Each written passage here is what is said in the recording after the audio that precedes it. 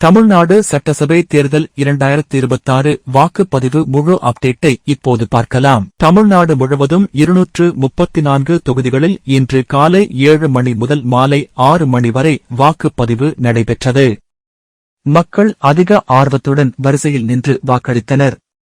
சென்னை தேனாம்பேட்டையில் உள்ள வாக்குச்சாவடியில் முதலமைச்சர் மு.க. ஸ்டாலின் தனது குடும்பத்தாருடன் சென்று ஜனநாயக கடமையை நிறைவேற்றினார். இதேபோல் துணை முதலமைச்சர் உதயநிதி ஸ்டாலின் தனது குடும்பத்தினருடன் சென்று வாக்களித்தார். சேலம் மாவட்டம் சிலுவம்பாளையத்தில் அதிமுக பொதுச் செயலாளரும் சட்டமன்ற எதிர்க்கட்சித் தலைவருமான எடப்பாடி பழனிசாமி தனது மனைவி மற்றும் மகனுடன் சென்று ஜனநாயக கடமையை நிறைவேற்றினார்.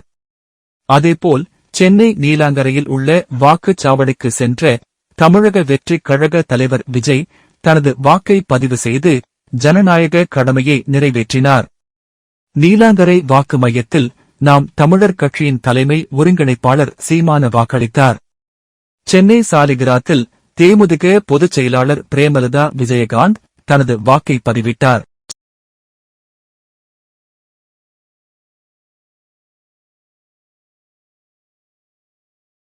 சென்னை தியாகராய நகரில் உள்ள வாக்குச்சாவடியில் பாமக தலைவர் அன்புமணி ராமதாஸ் தனது குடும்பத்தினருடன் சென்று வாக்களித்தார். அதேபோல் அரசியல் கட்சித் தலைவர்கள், அமைச்சர்கள், அனைத்து கட்சி நிர்வாகிகள், திரை பிரபலங்கள் உள்ளிட்டோரும் தங்களது வாக்குகளை பதிவு செய்து ஜனநாயக கடமையை நிறைவேற்றினர். இந்த தேர்தலில் சில சுவாரஸ்ய தருணங்களும் இருந்தன. முதியவர்கள், மாற்றுத்திறனாளிகள் உற்சாகமாக வாக்களித்தனர்.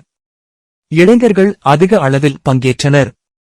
திருமணமான தம்பதிகளும் மாலையும் கழுத்துமாக வாக்குச்சாவடிக்கு வந்து தங்களது வாக்குகளை பதிவு செய்து ஜனநாயக கடமையை நிறைவேற்றினர்.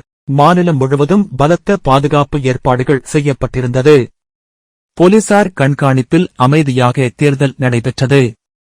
மொத்தத்தில் தமிழ்நாடு தேர்தல் அமைதியாகவும் வெற்றிகரமாகவும் நடைபெற்றுள்ளது. மக்கள் ஆர்வமுடன் பங்கேற்றது குறிப்பிடத்தக்கது. இந்த வீடியோ பயனுள்ளதாக இருந்தால் லைக் பண்ணுங்க, ஷேர் பண்ணுங்க, சப்ஸ்கிரைப் செய்ய மறக்காதீங்க.